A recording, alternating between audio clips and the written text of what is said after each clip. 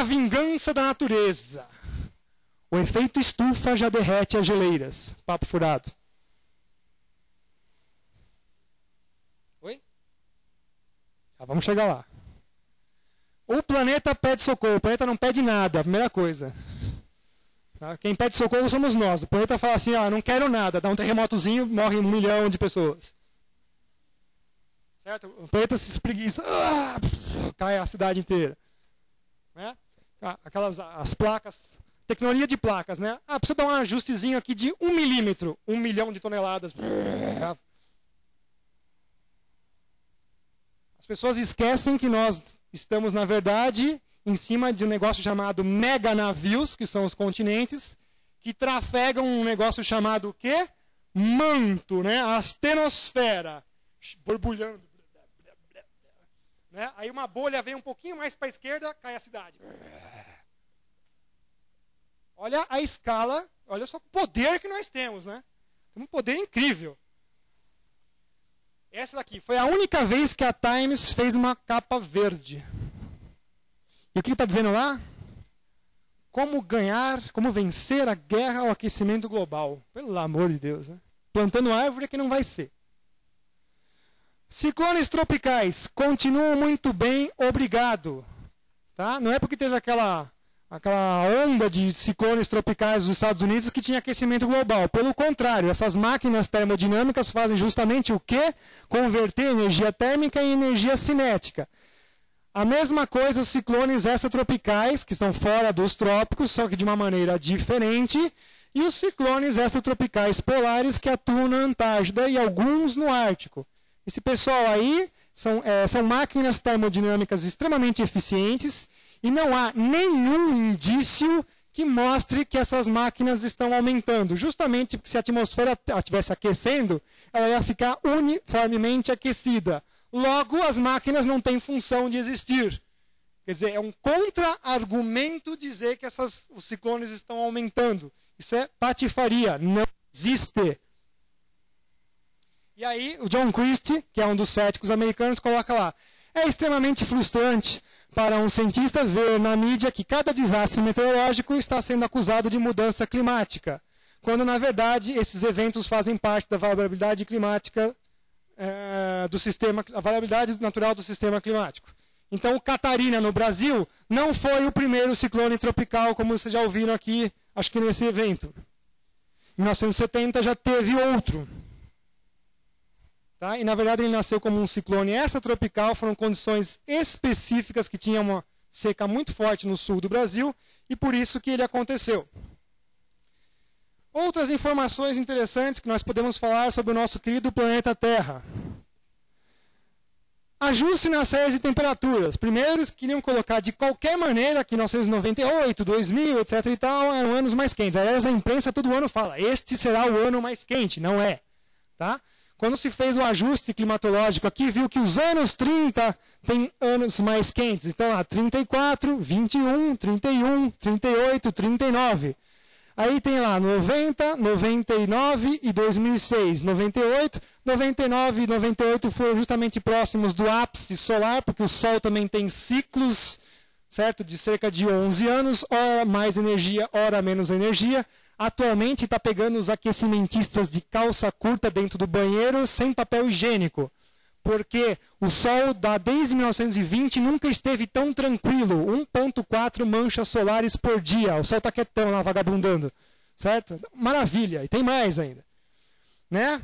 Olha lá, que interessante essa notícia aqui. Ela é de 1900 e, não consigo nem chegar, 38. Exploradores soviéticos abrandam o aquecimento global dos anos 30, porque era a catástrofe também. Esses cientistas, na época, informavam que há 3 ou 5 mil anos atrás as temperaturas já estiveram bem mais altas que a atual. Lembrando que 38 foi o 9º ano mais quente dos últimos 100 anos. Não foi os anos 90 nem os anos 2000. Aí eles vão pesquisar no gelo. Atraso na resposta do gelo, até séculos. Mas eles não gostam de mostrar isso porque pega eles também de calça curta. E pior ainda que o papel higiênico está sujo. Olha que interessante, das 160 mil geleiras catalogadas no planeta Terra, tem mais. apenas 40 pequenas, é um espaço amostral muito bom, né? São monitoradas e a monitoração delas é de menos de 20 anos. E são geleiras pequenininhas, de 20 km². Está do lado da vila, os caras ficam controlando. Ninguém está na Antártida controlando geleira. Buracos de permafrost na Antártica, 14.500.000 km². Só tem 3 buracos. Extremamente representativos. Então, a concentração dos estudos em montanhas menores e mais simples. São aquelas que estão próximas do povoado, que ninguém fica caminhando na geleira, porque se caminha na geleira, some na geleira, né? Cai num buraco lá, ninguém te acha. Tá? Então, existe ainda uma falta de concordância nos métodos de obtenção de dados. Quando você vai lá e arranca os cilindros de gelo, que são chamados os testemunhos de gelo, dependendo de como você procede, dá uma resposta diferente. Se você espera o gelo derreter, dá uma resposta. Se você moe no liquidificador, dá outra. Se você ferve o gelo, dá outra. Dançou. Não é um procedimento científico. IPCC valia somente as retrações da última década, ou seja, da época que estava retraindo as geleiras. Então está aquecendo. Se você olhar em longo período, opa, fica na média. Kilimanjaro é o famoso, né? Então vamos direto no IPCC, tá? Não vou nem na imprensa, nada. O que o IPCC fala? A retração do gelo é interpretada como uma resposta a uma mudança dramática em de um regime úmido para um regime seco. Na verdade, era o ar que estava secando, então estava nevando menos no Kilimanjaro. Logo, a linha de gelo retraiu. Certo? Mas esse instituto americano maravilhoso, né? World Watch, a culpa é do CO2. Esses aqui são os vendedores do capeta. Aí você vai no monte... Então, se esfriar e cair mais neve, o que acontece? Aí você vai para o Monte Shasta nos Estados Unidos. Apresenta 20% a mais de neve e está esfriando, segundo os registros meteorológicos, há 60 anos. O que vai falar? A World Watch é culpa do CO2. Então, não adianta se esquenta ou se esfria, a culpa é do CO2. Tanto faz. Não há um consenso, né? O importante é vender o terror. E aí, nós tivemos o terceiro ano polar, que alguns glaciologistas aqui no Brasil falaram que é o quarto ano polar, eles esqueceram de estudar, né? Então, é o terceiro ano polar, que começou em 2007, terminou agora em março de 2009. E o mais legal de tudo isso é que justamente 2007 foi o ano mais frio desde 1941. Então, aí, registros mostrando quanto que congelou da Antártida. Certo? Dos seus 14 milhões de quilômetros, ela foi para quase 27 milhões de quilômetros congelados. E aí o próprio IPCC fala, é pouco provável que a calota ocidental derreta nos próximos séculos. Né? Mesmo sob cenários mais pessimistas. Afinal de contas, né, você está a menos 70 graus. Aí se subir 6 graus, ou 10 graus, que seja, vai para menos 60, né? O gelo vai continuar gelo. Né? De menos 70 para menos 60 é gelo. Então não consigo ver aonde que vai subir o nível do mar. Mas os redatores do ano polar começaram a inventar. Primeiro começa com os modelos. As avaliações dos modelos e dos dados de satélite, tem 2 erros crassos. O modelo não sai para porcaria nenhuma, e dados de satélite sobre a Antártica tem um erro absurdo de avaliação. Isso já é sabido desde os anos 70, mas os caras querem teimar. Então eles querem fazer com que uma avaliação de 1 grau, então tem que ser 1 grau Celsius. Tá, então 1 grau Celsius está aqui. Qual é a sua barra de erro do satélite na Antártica? 2 graus. Mas peraí. Como é que você consegue fazer uma medida cujo erro é maior do que a medida? Não dá. Não dá para engolir isso. A precisão é 0. O negócio pode ser tanto 2 para lá quanto 2 para cá. Como é que você pode falar que vai subir 1 grau? E ainda ele continua lá, né? Como na Antártida estão perdendo massa e aumentando o nível do mar. O próprio IPCC fala que não. Tem mais. Perdem massa por quê? Porque nevou tanto lá em cima, na cabeça da geleira, que obviamente ela não aguenta mais a carga e joga isso de volta para o ciclo hidrológico. Então, quando eles mostram aquela cena da geleira ruindo, assim, é sempre a mesma cena. Se vocês decorarem, ela está há 20 anos passando na televisão, né?